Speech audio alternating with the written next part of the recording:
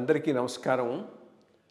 IYR talks మొదలుపెట్టి ఎఫెక్టివ్గా postings మొదలుపెట్టి ఒక సంవత్సర కాలం అయింది. ఈ సంవత్సర కాలంలో సబ్స్క్రైబర్స్ బేసు 3,000 నుంచి 33,000 దాకా పెరిగింది. ఐవైఆర్ టాక్స్ను ఆదరిస్తున్న మీ అందరికీ నా ధన్యవాదాలు. భవిష్యత్తులో కూడా ఇదే రకంగా ఐవైఆర్ టాక్స్ని మీరు ఆదరిస్తారని ఆశిస్తూ ఉన్నాను. Thank you. నమస్కారం కృష్ణారావు గారు. ఐవైఆర్ టాక్స్కి పునఃస్వాగతం.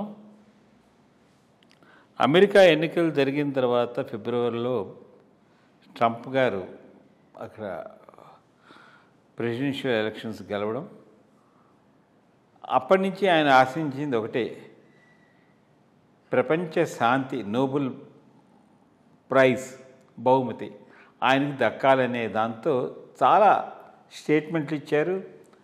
అటు పాకిస్తాన్ వాళ్ళు వెళ్ళి ఆయనకి ఇవ్వాలని చెప్పారు. కొన్ని కంట్రీస్ని కూడా ఆయన కొంచెం మరి ఇంటిమిడేట్ చేసి విక్టిమైజ్ చేసి ఆయనకే ఇవ్వాలని చెప్పి ప్రపోజల్స్ అవన్నీ పెట్టడం చూస్తారు. సరే, ఇవాళ ఈరోజు మనము 10th అక్టోబర్ నాడు చూస్తే ఈ నోబెల్ పీస్ ప్రైజు అనౌన్స్మెంట్ చేయడం జరిగింది.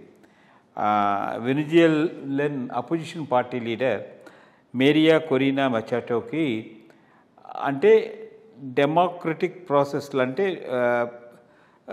టెర్నికల్ రూల్ నుంచి డెమోక్రటిక్ ప్రాసెస్ రావడానికి ఆవిడ చాలా కష్టపడిందని, అందుకోసం అని చెప్పి ఆమెకి 2025కి నోబెల్ పీస్ ప్రైజు అవార్డ్ చేయడం జరిగింది. సో మరి ట్రంప్ గారు ఆశల మీద ఈ ఏడాదికి చన్నీళ్ళు జరిపినట్టే అనిపిస్తుంది. ఇన్ఫ్యాక్ట్ ఆయన స్టేట్మెంట్ కూడా నిన్న మనం చూసాం.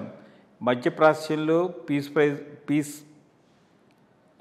నెలకొల్పడానికి నేను ట్రై చేశాను, ఇప్పుడు అట్లాగే రష్యా యుక్రెయిన్ మీద కూడా అదే విధంగా జరుగుతుంది అని చెప్పి, మరి అది అక్కసు వెళ్ళగట్టుకోవడం ఏదో తెలియదు. ఆయన ఒక మాట అన్నాడు, ఫార్మర్ యుఎస్ ప్రెసిడెంట్కి నోబెల్ ప్రైజ్ ఇచ్చారు, ఆయన ఏం చేశాడు అని చెప్పి ఒక పెద్ద ప్రశ్న వేస్తారనమాట. సో ఈ నోబెల్ పీస్ ప్రైజ్ పూర్వపరాల గురించి కొంచెం చెప్తూ ట్రంప్కి రాకపోవడానికి గల కారణాలు ఏమిటో, అంటే బరాక్ ఒబామా గురించి ఆయన మాట్లాడుతూ చెప్పారన్నమాట. మరి ఇప్పుడు చేసే ఈ సంధుల యొక్క పీస్ ఇది చేయడం మీద ఆయన పీస్ ప్రైజ్ వస్తుందా, లేకపోతే మన పక్కలో బలంలో ఉండే పాకిస్తాన్కి రోజు కాలు దువ్వుతో వాళ్ళు స్టేట్మెంట్లు ఇస్తూ ఇది చేస్తే నోబెల్ ప్రైజ్ ఇవ్వాలా? ఇలాంటి దాని మీద ఒక చిన్న మీ విశ్లేషణ కావాలి. సంవత్సరానికి అయితే ట్రంప్కు నోబెల్ ప్రైజ్ అందరినీ ద్రాక్ష పండ్లే అయిపోయినాయి. సో అవి పుల్లనా అనేది కూడా తెలుస్తుంది. ఎందుకంటే ఇమ్మీడియట్గా వైట్ హౌస్ వాడు ఒక స్టేట్మెంట్ ఇచ్చాడు, spokesperson, the Nobel peace committee has put politics beyond peace అని. పాలిటిక్స్ కోసం ఇచ్చారు.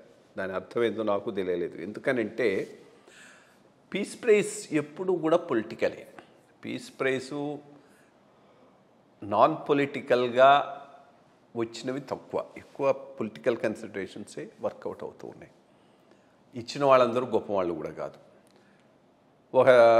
వీళ్ళు వెస్టర్న్ పాయింట్ ఆఫ్ వ్యూకు అనుగుణంగా ఉన్నటువంటి యాక్టివిస్ట్కి ఇస్తూ ఉంటారు. అప్పుడు మిలిటరీ రూల్ ఉన్నప్పుడు బర్మాలో ఆ సాంగ్చుయికి ఇచ్చారు.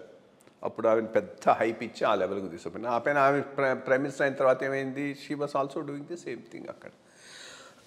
ఈరోజు వెనిజులన్ అపోజిషన్ పార్టీ లీడర్కి ఇచ్చారంటే అక్కడ పాలిటిక్స్ ఉన్నాయి. ఎందుకంటే అక్కడ ఉండే మరుదో అనేవాడు ఉన్నాడు, అంతకు ముందు ఉండేవాడు, వాడు చాలా రోజులు చేశాడు, గుర్తుకు రావట్లేదు, వెనిజులా ప్రెసిడెంట్గా. వాడి పీరియడ్లో వెనిజులా బాగా అమెరికాను ఢీ కొట్టింది. అప్పుడు ఇన్ఫ్యాక్ట్ ఆయిల్ ప్రైసెస్ కూడా చాలా హైగా ఉండేవి.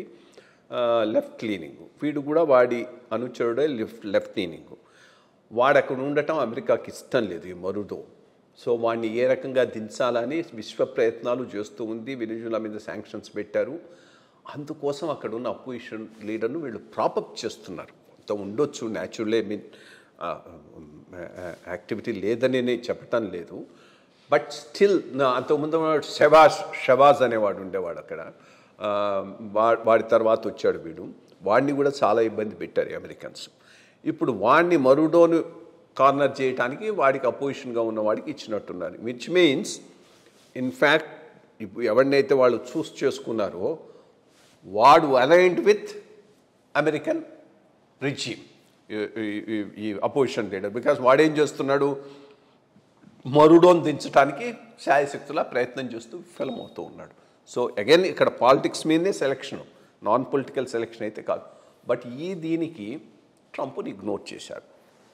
చాలా కారణాలు ఉండుంటాయి. అంటే ఆల్మోస్ట్ వాళ్ళు ఫైనలైజ్ చేసుకునే టైంకు వీడు మధ్యప్రాచ్యంలో పీస్ను పెట్టగలిగాడు. కాస్త ముందు ఒక్క నెల రోజుల ముందు అయి ఉంటే తప్పకుండా వీడికే వచ్చి ఉండేదేమో. పాపం ఏదో ఇండియా పాకిస్తాన్ మధ్య నేను సంధి చేశాను నాకు రావాలన్నప్పుడు పాకిస్తాన్ చేస్తానది కానీ ఇండియా అనలే. అందుకనే వాడికి ఇంత ఆక్రోషం ఇండియా మీద. ఇండియా అని ఉంటే మేబీ దాని మీద వచ్చి ఉండేదేమో. యుక్రెయిన్ రష్యా అదే ఆపుతాను నాకు వస్తుంది అనుకున్నాడు. అక్కడ వాడు పుటిన్ గో టు హెల్ అన్నాడు, వీడిని బయటికి పంపించాడు. వాడు చేసే బాంబింగ్ చేస్తున్నాడు. సో యుక్రెయిను రష్యా సక్సెస్ఫుల్ కాలేదు వీడికి. ఇండియా పాకిస్తాన్ అవుతుంది అనుకునేది ఇండియా దెబ్బ కొట్టింది. పాకిస్తాను ఫుల్గా వాడిని సపోర్ట్ చేసింది అనుకో. ఇది చేసుకున్నాడు కానీ టూ లేట్ అయిపోయింది ఆ బార్డర్లో. సో ఇంకా ఈ will have to wait till 2026 to get its effect. సరే నంతో రాజా భవిష్యత్తు, ఆ రోజుకు వీడు ఉంటాడో పోతాడో ఏమవుతుందో ఎవరికి తెలుసు. So that's a different thing. So definitely ఇచ్చింది నాన్ పొలిటికల్ అయితే కాదు. బట్ వీడికి ఇవ్వడానికి ఐ థింక్ ఆ లాస్ట్ మినిట్ దీంట్లో ఎందుకులే అని ఆపినట్టున్నారు. 2026లో ఇచ్చే అవకాశాలు ఉంటుంది. చూద్దామండి. Let us wish all the best for Trump. And నిజంగా ప్రపంచంలో శాంతిని నెలకొల్పేటట్టయితే పీస్ ప్రైజ్లు ఎక్కర్లేదు, నోబెల్ పీస్ ప్రైజ్లు ఎక్కర్లేదు, ప్రజలు గుండెల్లోనే ఉంటారు. అది కావాల్సింది. అది. నమస్కారం.